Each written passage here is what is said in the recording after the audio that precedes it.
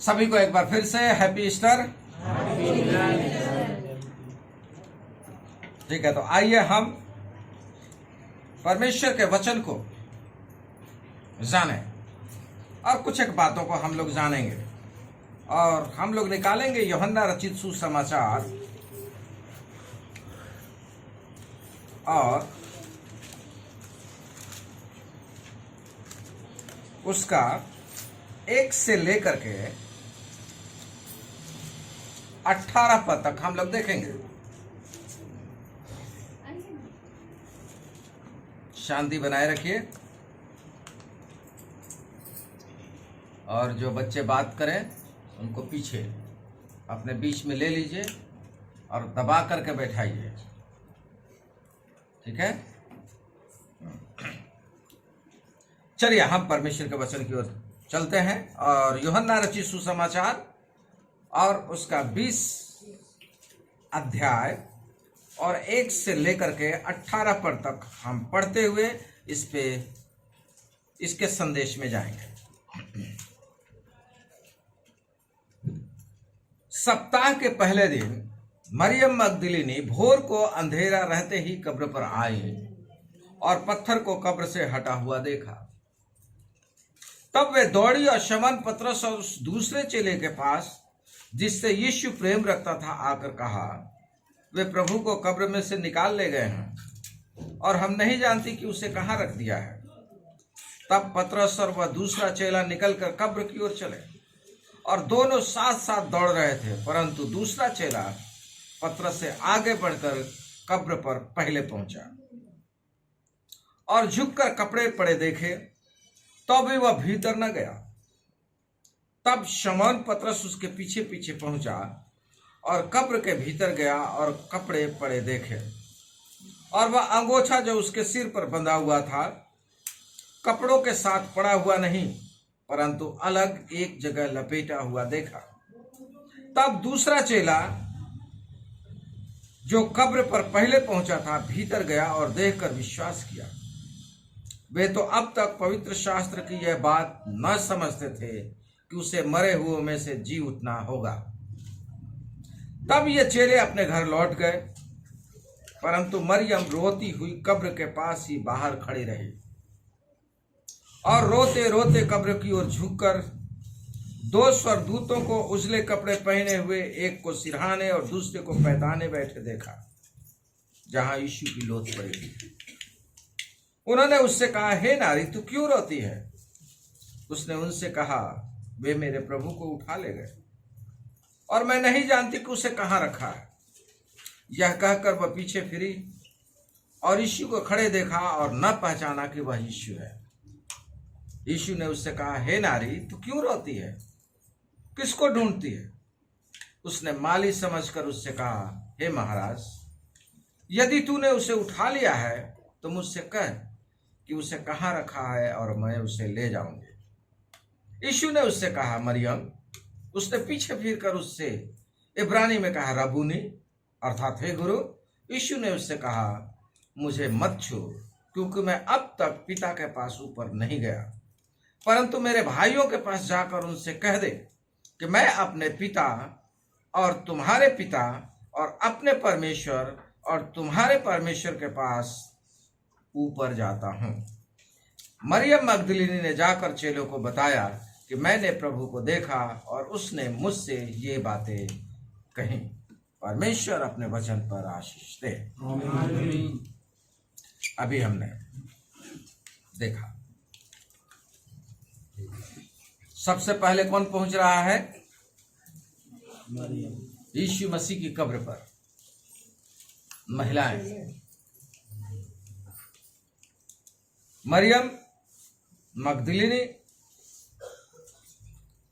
और दूसरी औरतें और भी हैं जो चली जाती हैं। एक मरियम और है, असलियत में उसका नाम मारिया है, लेकिन बाइबल में मरियम लिखा हुआ है। जब ये स्त्रियां कब्र पर जाती हैं तो उनका उद्देश्य यीशु मसीह को जीवित देखने का नहीं है। उनका उद्देश्य है कि वो जाएं और कुछ करें। क्या करें मालूम है? इसी वचन में है।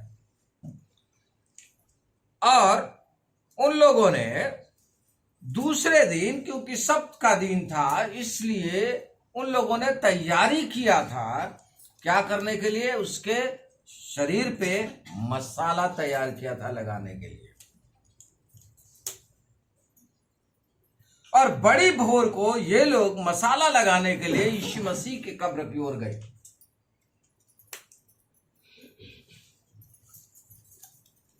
उन लोग कब्र में दफनाए जाते समय में भी वही थी। जब कब्र पर बड़ा पत्थर लुढ़काया जा रहा था तब भी वही थे। और जब उस पर मुहर लगाया गया कब्र पर तब भी वही थे। ये स्त्रियां जो थी ये यीशु मसीह के साथ शुरू से चल रही थी। ये अचानक में नहीं आई थी। हम पढ़ेंगे तो पाएंगे कि यीशु मसीह की वो लोग सहायता किया करती थी, धन के द्वारा उसकी मदद किया करती थी, आने जाने कुछ भी जरूरतों को वो लोग दिया करते थे। और ये हमेशा यीशु मसीह के साथ में रहने के कारण यीशु मसीह की जरूरतों को जानते थे। जरूरत हम ऐसे नहीं जान सकते हैं किसी की भी। जब आप उसके साथ में रहेंगे तो आपको जरूरत मालूम होगा। हमारी जरूरत क्या है ये आपसे जो ज्यादा मिलता है वही जानता है, दूसरा कोई नहीं जानता है। मेरी जरूरत क्या है जो मुझसे ज्यादा मिलता है वही जानता है। आज संडे के दिन में आकर के आप मेरी जरूरत को जानेंगे नहीं जान पाएंगे मेरी जरूरत क्या है।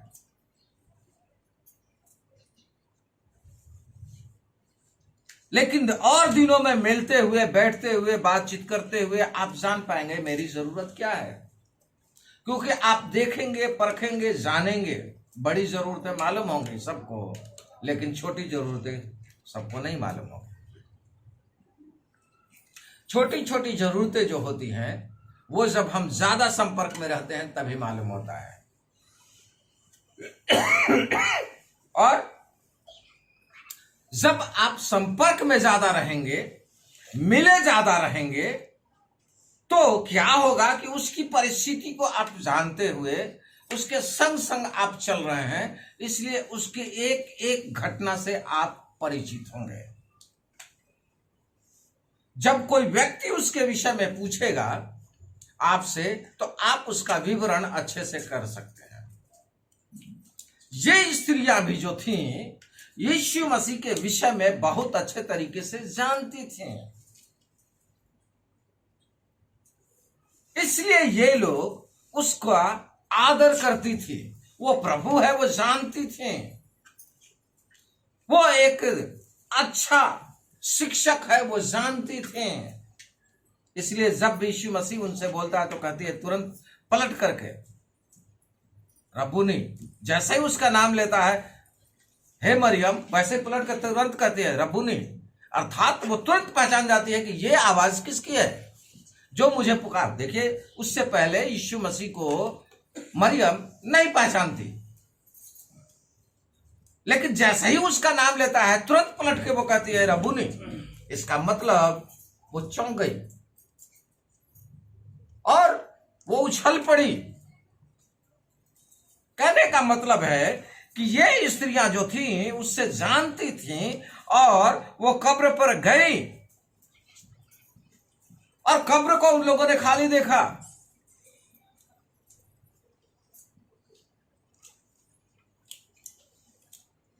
उन लोगों का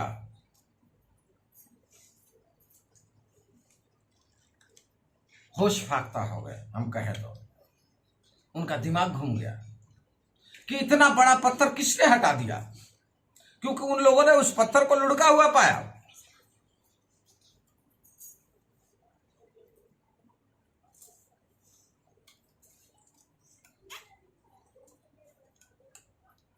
चेलों का भी होश फाख्ता हो गया, क्योंकि उन लोगों ने चेलों को खबर किया। लेकिन खबर करते ही पतरस विश्वास नहीं किया है। आप देखेंगे तो लूका 24:11 देखिए, चेले क्या उसका प्रति उत्तर दे रहे हैं जब ये लोग जाकर कह रही हैं। तो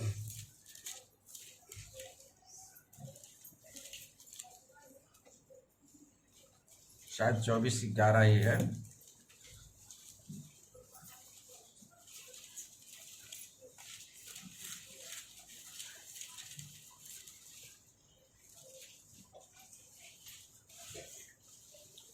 जी हाँ, 11 में है, परंतु उनकी बातें उन्हें कहानी सी समझ पड़ी और उन्होंने उनकी प्रतीति ना की।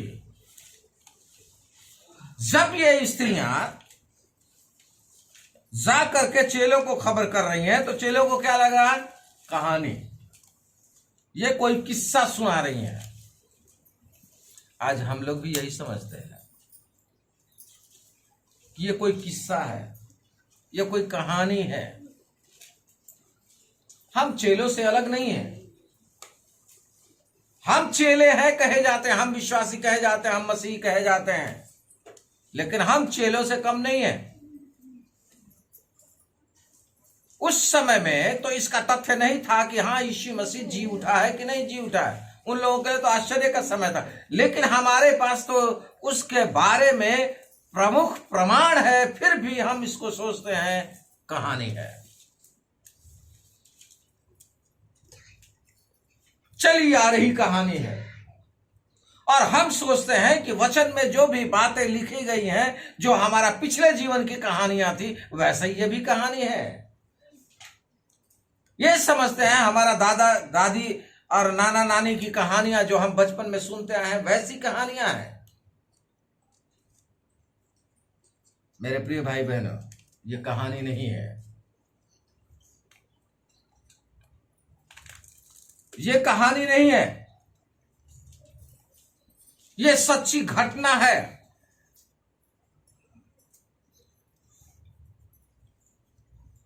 जो 2000 साल पहले घटी। अगर यीशु मसीह जी नहीं उठता तो ये युग नहीं बदलता। ध्यान रखिएगा, ईसा पूर्व और ईस्वी सन नहीं आता, ये कभी बदलता नहीं और सारे संसार को नहीं बदलता। समय काल को बदलने की मादा सिर्फ परमेश्वर रखता है। उसने बदला, इसलिए यह कहानी नहीं है जैसे चेलों ने समझा, क्योंकि वो जानते तो थे कि यीशु मसीह मुर्दों को जिलाता है। वो जानते थे कि लाजर को 4 दिन से जो कब्र में बंद था उसको जिलाया है। वो जानते थे उस युवा व्यक्ति के विषय में जो विधवा का इकलौता था, उसको देख करके उसने जिलाया था, ये भी जानते हैं। लेकिन खुद मर करके जी उठना उनके लिए असंभव था। उन लोगों के पास से कहानी वो खत्म हो चुकी थी और ये बात आई थी उनको भी सोच में कि न रहेगी बांस न बजेगी बांसुरी। इन लोगों ने तो कर दिया, यीशु मसीह को मार दिया, तो अब कैसे जीवित होगा? उनको नहीं मालूम। व्यक्ति रहते देखते हुए किसी के लिए करे, वो सच्चाई आती है, लेकिन खुद वो व्यक्ति ही खत्म हो जाए तो ये सच्चाई को स्वीकार करना थोड़ा मुश्किल है, बहुत मुश्किल है, क्योंकि वो तो गया, अब उसकी जगह पे कौन? उन लोगों का विश्वास डगमगा रहा था, जबकि यीशु मसीह ने उनको बार बार बताया कि अवश्य है कि मैं पुरानियों के हाथ में पकड़ा जाऊं, मारा जाऊं और फिर तीसरे दिन जी उठूं। ये बार बार उनके सामने आया था। वचन यीशु मसीह के द्वारा बताया गया था, लेकिन फिर भी विश्वास करना मुश्किल था। इसलिए उनके सम्मुख ये कहानी सी जान पड़े।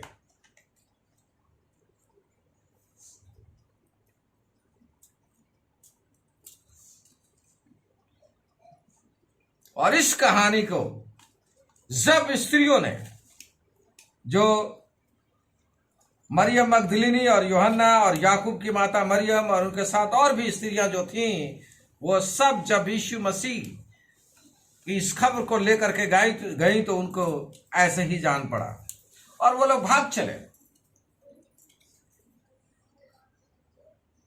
दौड़ पड़े।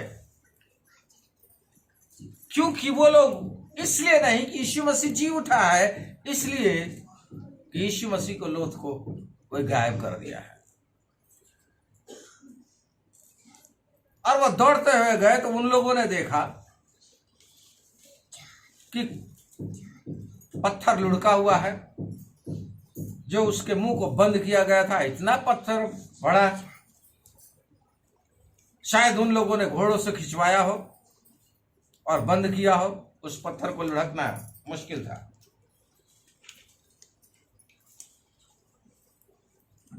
और ऊपर से मुहर बंद, उसको कोई दूसरा खोल नहीं सकता था सिपाहियों के सिवा। तो यह पत्थर लुढ़का कैसे? एक घटना हो सकती है, यह दूसरी घटना 3 दिन के अंतराल में, जब यीशु मसीह क्रूस पर चढ़ाया गया तब भूडोल हुआ था। और इस समय में यीशु मसीह जब जीवित हुआ है तब भी भूडोल हुआ है, भूकंप आया है, जिसके कारण कि ये पत्थर हटाया गया है। हो सकता है ऐसा। तो पतरस जो था वो पहले भागता है और यूहन्ना उसके पीछे भागता है, लेकिन यूहन्ना पहले पहुंचता है और पतरस पीछे रह जाता है। कारण क्या है जानते हैं?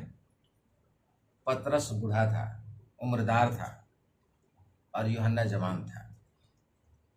इसलिए जवान व्यक्ति जल्दी दौड़ जाता है। तो वो पहुंच गया, लेकिन वो दरवाजे पे ही खड़ा रहा। पहले पतरस गिर जाता है और देखता है, तो देखता है तो कपड़ा सारा कुछ वैसा ही पड़ा हुआ है, जैसा लपेटा गया था, जैसा बांधा गया था, वैसा ही कपड़ा पड़ा हुआ है। सर का कपड़ा अलग से बंधा हुआ है, अलग से पड़ा हुआ है, उसको खोला नहीं गया है।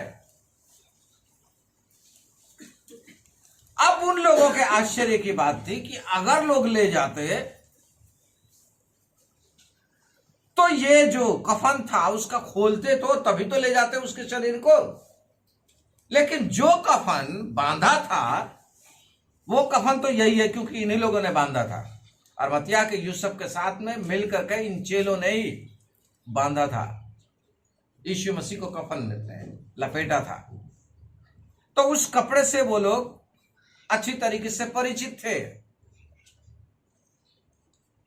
उस अंगोछे से जिससे कि यीशु मसीह का कपड़े से जो मुंह ढांपा गया था वो अच्छी तरीके से परिचित थे।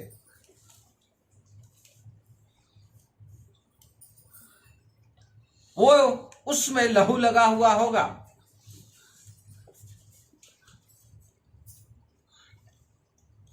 लेकिन यहां यीशु मसीह है नहीं, लेकिन कपड़ा तो जैसा का तैसा ही है। वो आश्चर्यचकित हो जाते हैं और फिर वो जाकर के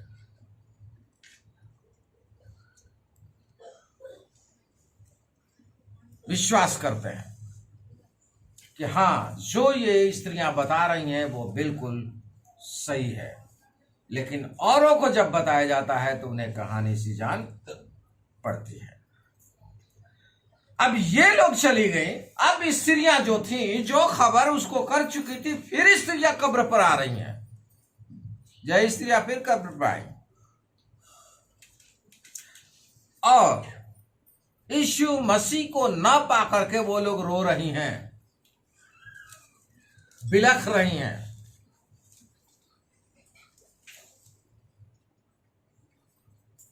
कब्र को बार बार झुक करके देख रही हैं।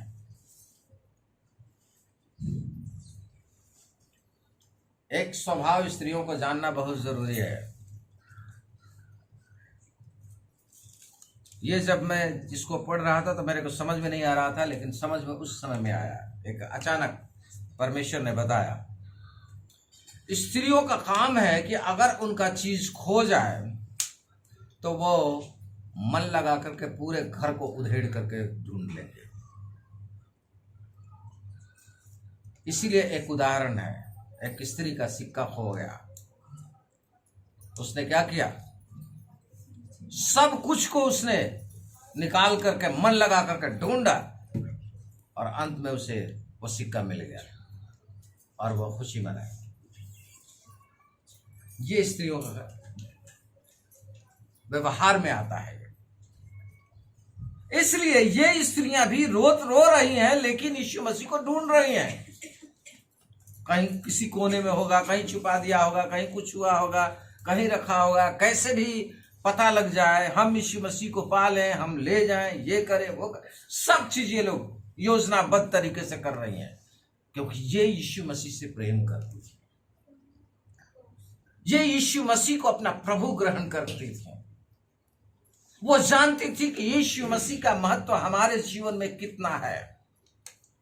वो जानती थी कि वो मेरा प्रभु अगर नहीं होगा तो हमारे जीवन का क्या होगा।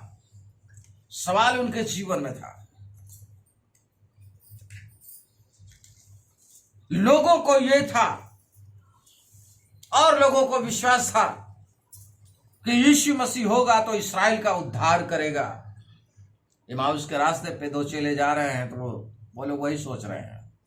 या हमें तो ये मालूम था, जब यीशु मसीह सवाल उनके साथ में चलते हुए करता है तो कहते क्या तू कहीं और से आया है या तुझे कुछ नहीं मालूम जो यरूशलेम में घटना घटी थी। यीशु मसीह एक व्यक्ति जो क्रूस पर चढ़ाया गया, हमें तो ये समझ में आ रहा था कि वो इस्राएल का उद्धार करेगा, छुटकारा दिलाएगा। जो संसार को छुटकारा दिलाने वाले व्यक्ति को इस्राएल में बांधना चाहते हैं, जैसे बहुत सारे लोग आज भी बांधते हैं और कहते हैं कि यीशु मसीह तो इस्राएल का है, विदेशी है, ऐसा सोचते हैं क्योंकि वो सीमा में बांधना चाहते हैं।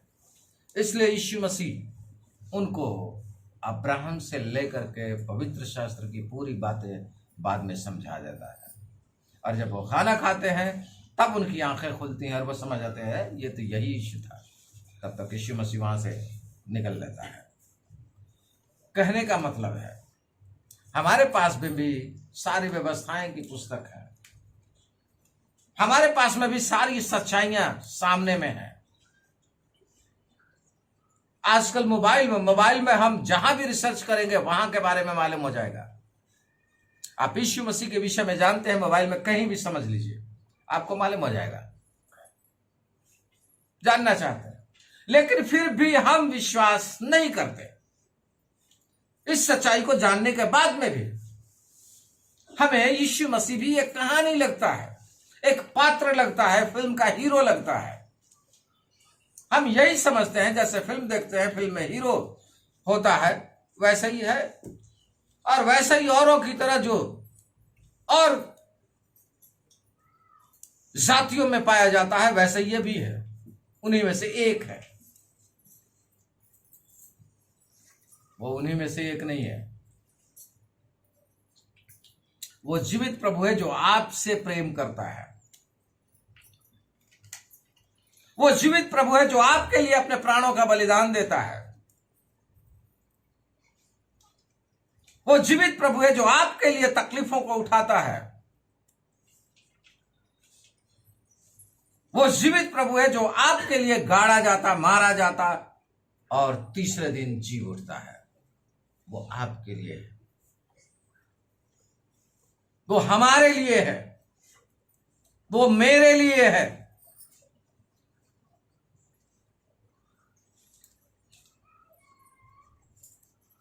क्योंकि उसको इसकी आवश्यकता नहीं थी,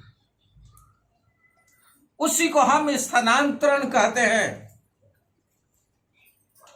यानी हमारी जगह पर आकर के हमारा जीवन को जीना, हमारे जीवन को उसने खुद जिया।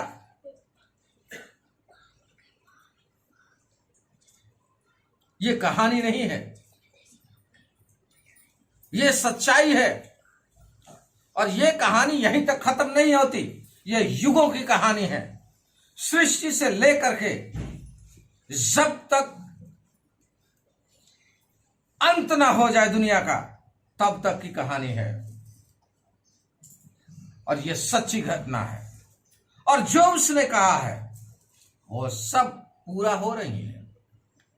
सच्चाई ये है, क्योंकि परमेश्वर का वचन कहता है कि अगर भविष्यवक्ता, अगर कोई भी कुछ बोलता है, परमेश्वर का वचन बोलता है, तो उसकी सच्चाई यही है कि वो पूरा हो जाए। इसका मतलब सत्य है।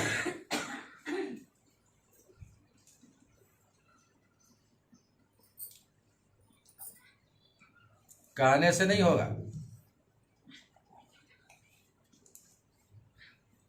कि हमारा पेड़ बोलने लगा, हमारा ये बोलने लगा, वो बोलने लगा।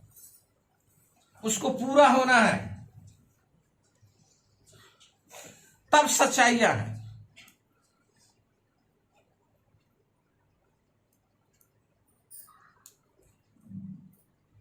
इन लोग उस सच्चाई को जानती हैं, स्त्रियां जानती हैं।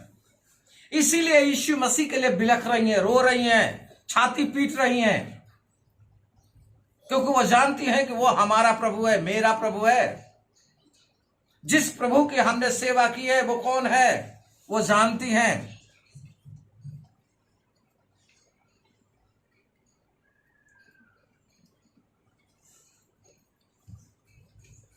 और जब एक व्यक्ति मिलता है तो उसे माली समझ करके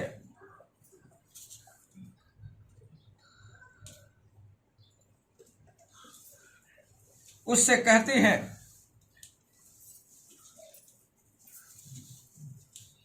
जब वो पूछता है कि हे नारी तू क्यों रोती है, उसने बड़ी कातर आवाज में दुख के साथ रोते हुए वो कहती हैं, वे मेरे प्रभु को उठा ले गए और हम नहीं जानते हैं कि उसे कहां रखा है। क्योंकि वो जो वहां के लोग थे उनसे वो अलग दिखाई दे रहा था, उन्हीं में का नहीं था वो। नहीं तो वो सीधा सवाल करते कि मेरे प्रभु को कहां रखा है तुम लोगों ने।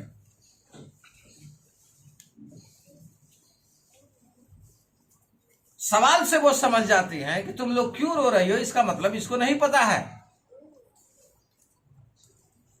इसलिए वो कहते हैं कि हमारे प्रभु को वो उठा ले गए।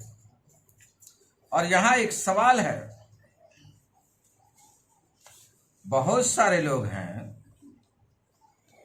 लेकिन ये सिर्फ मरियम उससे बातें कर रही है कि मेरे प्रभु को उठा लेगा, और कहां रखा है नहीं मालूम। और यीशु मसीह उससे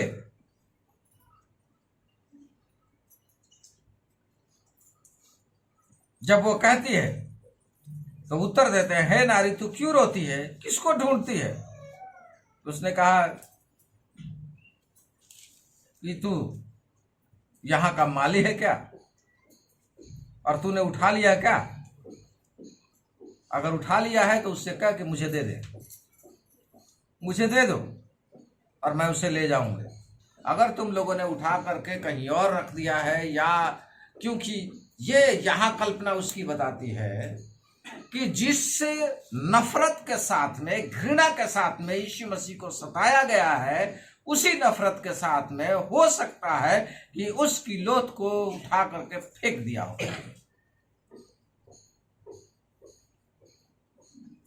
इसलिए मुझे दे दो, हम ले जाएंगे जैसा भी होगा। वो कहती है मैं ले जाऊंगी। वो दूसरे का इंतजार नहीं करती। वो कहती है कि हे मालिक, अगर कहीं तूने रख दिया है तो हमें बता दे, मुझे बता, मैं ले जाऊंगी उसको।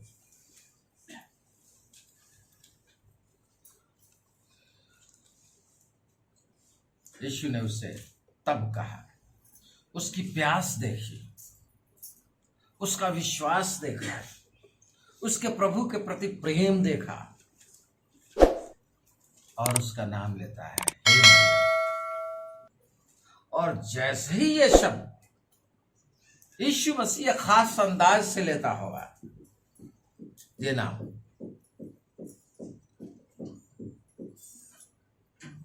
इसलिए, और मरियम उसकी आवाज को अच्छी तरीके से पहचानती हो, इसलिए जैसे ही यीशु मसीह उसका नाम लेता है वैसे ही पलट के कहती है, हे रबुनी, अर्थात हे गुरु। इसका मतलब है कि वो ऐसा आवाज था मरियम के लिए जो लाखों की भीड़ में पहचान सकती थी। भीड़ में से एक आवाज को पहचानना, जब तक आप उससे प्रेम नहीं करते हैं नहीं पहचान पाएंगे।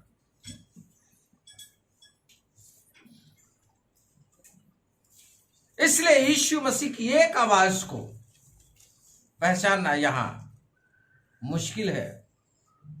कारण क्या है? क्योंकि एक, वो मर गया, वो तो मर गया,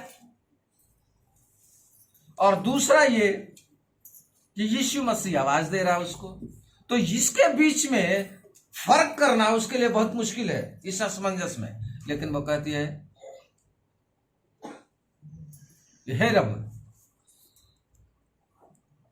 इसका मतलब है यीशु मसीह को वो पहचानती है।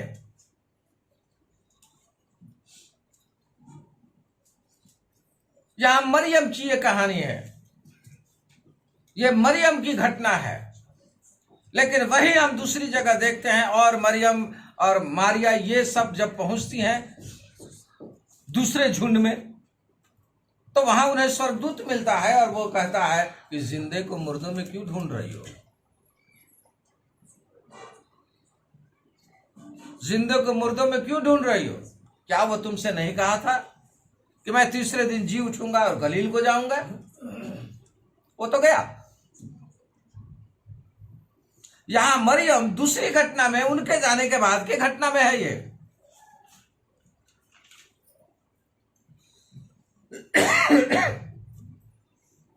जो चेलों को खबर किया गया, चेलों ने प्रतीति नहीं किया, फिर वापस मरियम आती है कब्र पे, वो घटना है।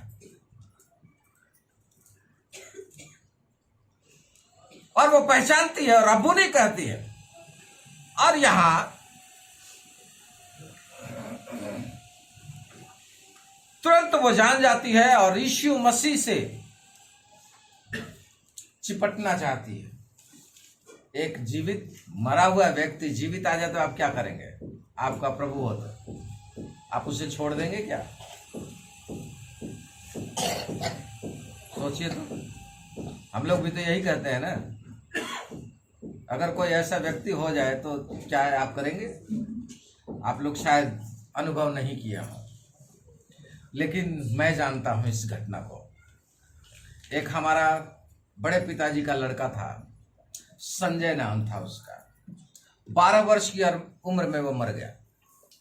उसे दफनाने के लिए हम लोग ले गए, कब्र में रख दिया, प्रार्थना होने लगी, और जैसे ही हम मिट्टी डालने लगे वैसे ही वो उठ के बैठ गया। सोचिए क्या हुआ होगा। फटाफट कूद करके उसको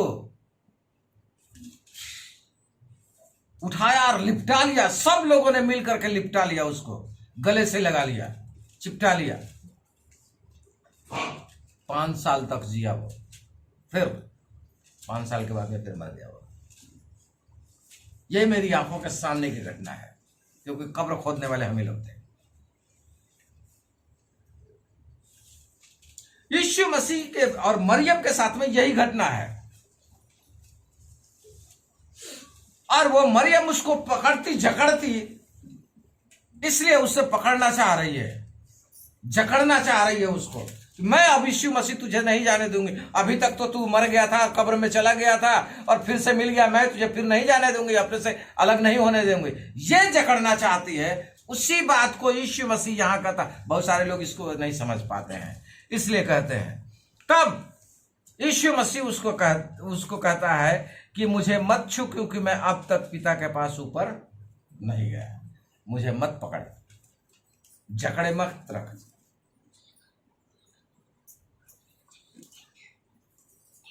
लेकिन क्या कर, तू मेरे भाइयों के पास जा और उनको कह दे।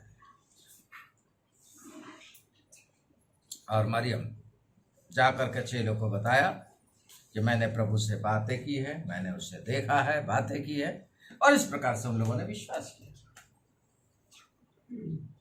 हमें जानना बहुत जरूरी है, ये कहानी नहीं है, ये सच्ची घटना है। अगर यही कहानी ही होता तो एक चेला, जब यह खबर किया गया, जो थोमा था वो वहां नहीं था, सबसे यीशु मसीह मिलता है, लेकिन थोमा वहां नहीं था, इसलिए वो विश्वास करता ही नहीं है, वो भी समझता है ये कहानी है।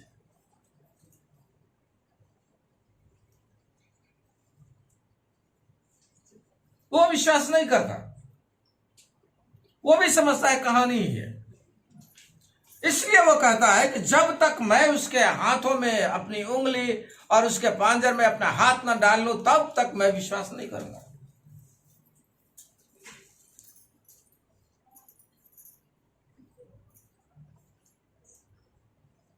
दस चेले यहां उपस्थित हैं, लेकिन 11वां चेला थोमा कहीं और है, बहुत बिजी है, वो कहीं और पे, वर्णन नहीं है, कहीं होगा किसी काम के वश में। जैसे हम लोग संसारिकता में लगे हुए रहते हैं बहुत काम में, यीशु मसीह को छोड़ करके, और जब आते हैं तो ऐसा नहीं तो वैसा, ऐसा नहीं तो वैसा, वैसा नहीं तो वैसा है, हम सोचते हैं।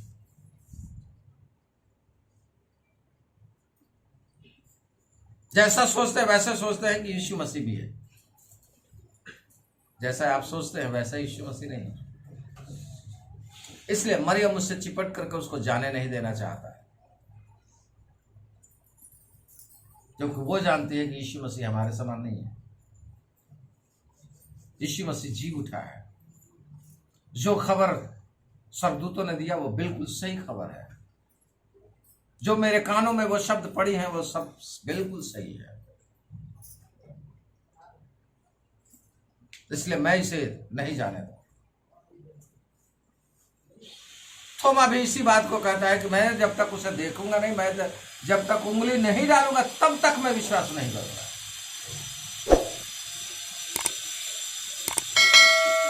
फिर एक बार यीशु मसीह उनके बीच में प्रकट होता है।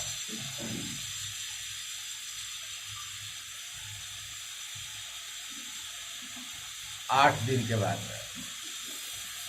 यीशु मसीह को जी उठे 8 दिन हो गए, और इन 8 दिनों में वो गायब है। थोमा कहाँ गायब है? यीशु मसीह तो मर गया, चलो अपने अपने काम धंधे करो। हम लोग भी यही समझते हैं, इतवार तो हो गया, संडे में हम गए, 2 घंटे बिता लिए, अब चलो अपने अपने काम पे, बाकी हमारा काम है, हमारी मर्जी है। बस चर्च में 2 घंटे, बस प्रभु का दिन समय दे दिया, बहुत बड़ा काम कर दिया। थोमा की तरह हम भी 8 दिन अपने जीवन में चले जाते हैं। 8वें दिन फिर यीशु मसीह उपस्थित हुआ, वहां थोमा मौजूद है। हम लोग भी 8वें दिन आ जाते हैं ना, बीच में तो आते नहीं है। तो ये भी 8वें दिन आ गया।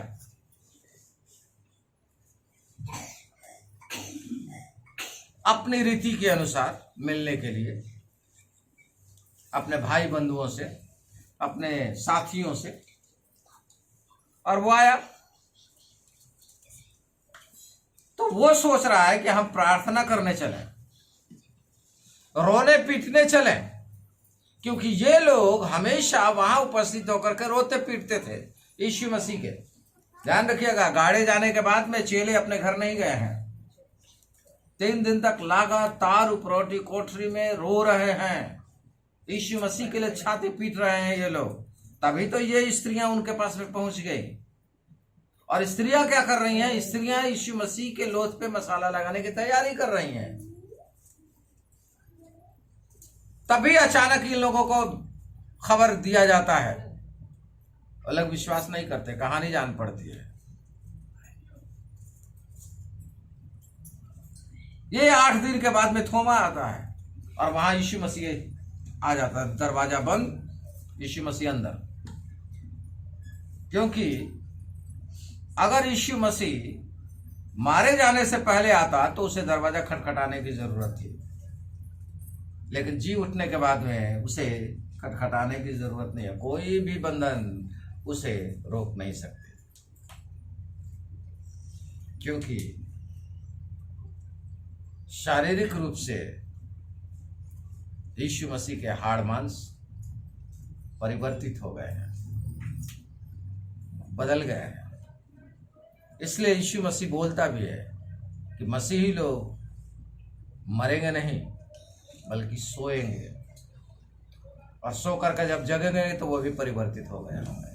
इसीलिए तो वो आकाश में बादलों पर उड़ेंगे। दुनिया का डेरा छोड़ करके हम कैसे जाएंगे? पंछी के समान उड़ते हुए, तभी उड़ेंगे हम परिवर्तित हो जाएंगे।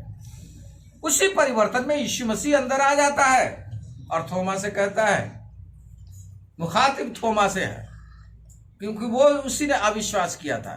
विश्वासियों को कहने की जरूरत नहीं है। जो विश्वास करता है, जो वचन पर चलता है, उसको वचन को कहने की जरूरत नहीं है।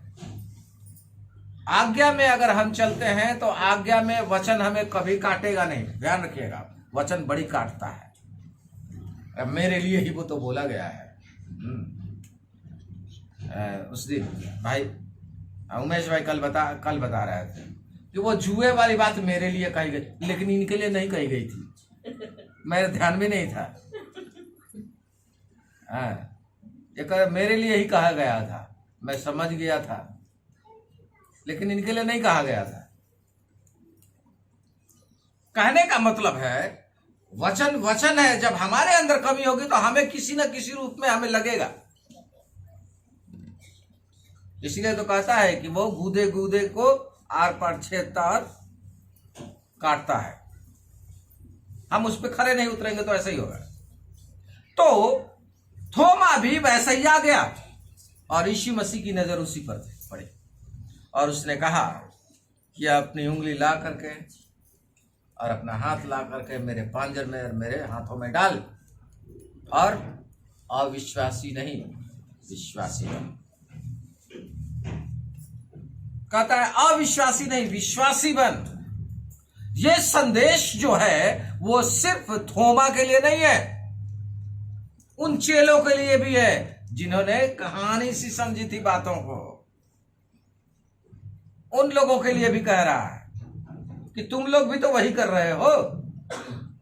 उन चेलों को भी ये संदेश थोमा के लिए भी था, और थोमा के साथ में दूसरों के लिए भी था, जिन लोगों ने उस सच्ची घटना को कहानी समझ लिया था।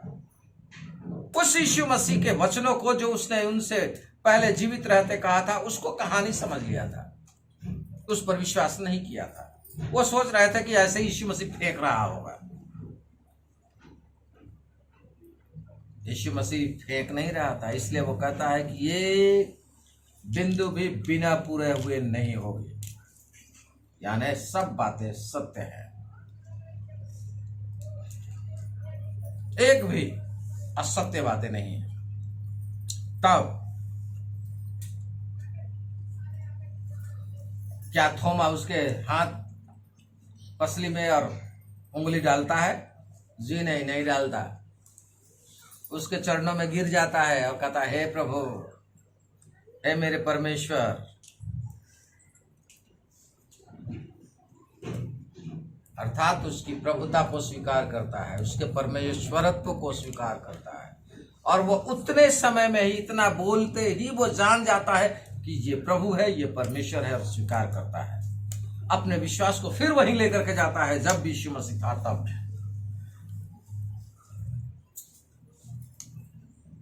और यही चेला बाद में हमारे देश केरल में आया। यही चेला था जो हमारे देश में आया। हमारे देश में सुसमाचार का प्रचार अभी नहीं है।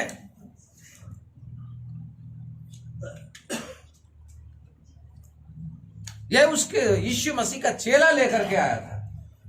तो समझिए कब से है, सन 52-60 के करीब से है ये। और आज हम 2023 में हैं। आप जोड़ सकते हैं कितने साल हो गए मसीहत को इस देश में आए। और यीशु मसीह ने जब वो उसने स्वीकार किया कि हे मेरे प्रभु, हे मेरे परमेश्वर, यानी उस सच्चाई को कि हाँ सच में है, तब यीशु मसीह ने कहा कि तूने तो मुझे देख करके विश्वास किया है, धन्य है वे जो मुझ पर बिन देखे विश्वास करते हैं। बिन देखे का मतलब इन वचनों को पढ़ते हैं और जानते हैं और उस पर विश्वास करते हैं। हालेलुया। उन्हीं में से हम लोग हैं। इसलिए मेरे प्रिय भाई बहन, आज इस ईस्टर पे यीशु मसीह के जी उठने पर यह घटना जो हुई वो हमारे और आपके लिए है। यह घटना हमारे लिए पाप पर जय को प्रकट करता है और मृत्यु पर जय को प्रकट करता है। यीशु मसीह ने पाप की प्रभुता को हरा दिया और शैतान के और पाप के परिणाम अर्थात मृत्यु पर जय को प्राप्त किया जी उठ करके। अर्थात पाप को हम देखें तो उसने हरा दिया। अब मृत्यु हमारे ऊपर में नहीं राज्य करता, वरन हमारे ऊपर में कौन राज्य करता है? यीशु मसीह का दिया हुआ जीवन। यीशु मसीह ने जो कुछ किया उसी में हमारी हिस्सेदारी है जब हम उस पर विश्वास करते हैं। उसने मृत्यु पर विजय को प्राप्त किया। हमारा विश्वास हमें भी मृत्यु पर विजय को प्राप्त कराता है, तभी हम अनंत जीवन को पाते हैं। इसलिए हम लोग अपने प्रभु के साथ में चलने के लिए, अपने प्रभु की उपस्थिति में बने रहने के लिए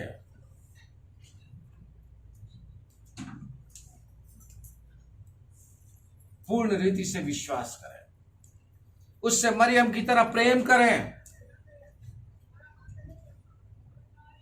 सोचिए वो कितना मेहनत कर रही होगी। मैं बार बार बताता हूं कि उस समय को हमेशा अपने दिमाग में रखिए, उस समय की स्थितियों को, वो कैसा रास्ता था, वो कैसी जगह थी।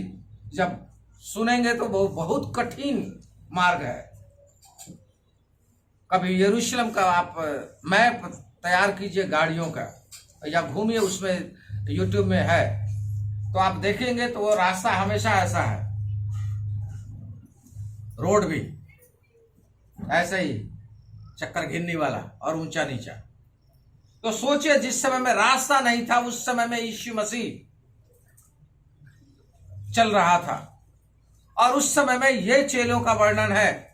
मरियम कितना भाग करके गई होगी और कितना आई होगी उन्हीं पहाड़ी पथरीली भूमियों पर।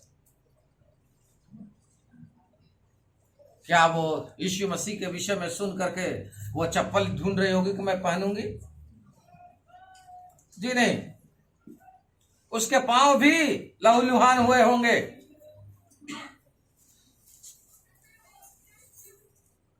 कांटे गड़े होंगे, पत्थर लगे होंगे, क्या क्या हुआ होगा उसके साथ में, लेकिन उससे कोई मतलब नहीं है।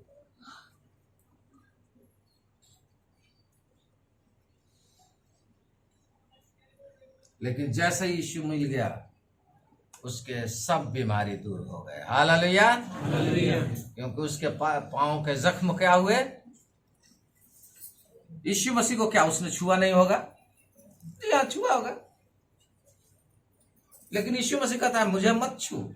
छूने का मतलब है जकड़ना, कि मुझे मत जकड़, मैंने पकड़े मत रख। मुझे पिता के पास जाना है, अभी चेलों के पास जाना है, लोगों के पास जाना है, वो ये बता रहा है। और यही हुआ कि प्रभु के सामर्थ्य के द्वारा वो सब कुछ संभव होने पाया और मृत्यु के बंध को हराया गया। इसलिए यीशु मसीह तीसरे दिन मृतकों में से जी उठा। उसके बाद उन लोगों की खुशी का ठिकाना नहीं रहा। और अभी हम लोगों ने गाना गाया ना, खान पान मुक्ति ज्ञान की चर्चा उन संग बहुत रहे। उसके बाद में उन लोगों को खुशी का ठिकाना नहीं है। खान पान दान सब कुछ बहुत आयत से उन लोग उत्साहित होकर के करते रहे। और सिर्फ यही नहीं थे, बहुत सारे लोग थे जिनसे यीशु मसीह मिलता रहा, और वो सब लोग उसके साथ में आते रहे और वहां यीशु मसीह की चर्चा गली गली घर घर में पहुंच गई। लेकिन इसके पीछे और षड्यंत्र रचा गया, तो कभी और देखेंगे। प्रभु हमारा जी उठा है। आज भी यीशु जिंदा है। हम क्या करने आए हैं? बताने आए हैं। इसलिए हमें समझना है इस बात को, हमें एक दूसरे को बताना है यीशु मसीह मेरे लिए जिंदा है, मृत्यु को हरा दिया, मेरे लिए हराया। हम लोग एक दूसरे को खबर करें। जैसे ये लोग गए और जैसे ही मालूम हुआ जाकर के खबर किया, चेलों को, दूसरों को खबर किया, वैसे ही हम भी खबर करें, बताएं दूसरे को। यही सुसमाचार है जो आप पाए हैं। तो यीशु मसीह का जीवित हो उठना हमारे मसीही जीवन का प्रमुख विषय है। अगर यीशु मसीह नहीं जी उठा तो पौलुस भी बोलता है मेरा प्रचार करना व्यर्थ है। लेकिन यीशु मसीह जीवित हो उठा, पौलुस इसका गवाह है। कई सालों के बाद में जब उसे मिलता है दमिश्क के रास्ते में, वो भी इस बात को कहता है कि तू मुझे क्यों सताता है? हे प्रभु तू कौन है? कहता मैं वही यीशु हूं जिसे तू सताने जा रहा है, अर्थात जिसके तेरे पूर्वजों ने सताया और मार डाला है, वही यीशु आज उन्हीं यीशु को फिर से तू सताने जा रहा है। इसलिए हम जब उसका इनकार करते हैं, उसे क्रूस पर चढ़ाते हैं, सताते हैं। हम जब विश्वासघात करते हैं, तब यीशु मसीह को हम क्रूस पर चढ़ाते हैं। जब उसकी आज्ञा को नहीं मानते हैं, तब उसे क्रूस पर चढ़ाते हैं। जब उसके पीछे हम नहीं चलते हैं, तब उसे क्रूस पर चढ़ाते हैं। जब हम कोई गलत काम करते हैं, अपनी इच्छा में चलने की कोशिश करते हैं, अपने आप को बड़ा बनाने की कोशिश करते हैं, तो हम यीशु मसीह को क्रूस पर चढ़ाते हैं और उसके जी उठने को कहानी समझ करके मान लेते हैं। ये कहानी नहीं है, ये सच्ची घटना है।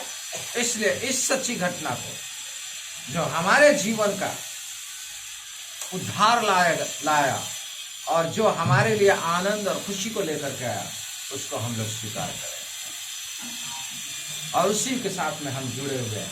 इसलिए हम उसके बताए हुए मार्गों में चलें और शांति, आनंद और जो कुछ भी उसने हमारे लिए मृत्यु को हराया है, तो हम भी उस पर विजयी यीशु मसीह में होकर के हो जाए। प्रभु यही चाहता है। इसके जी उठने का मकसद यही है कि हम लोग भी जीवन को प्राप्त करें। परमेश्वर आशीष दे। आमीन।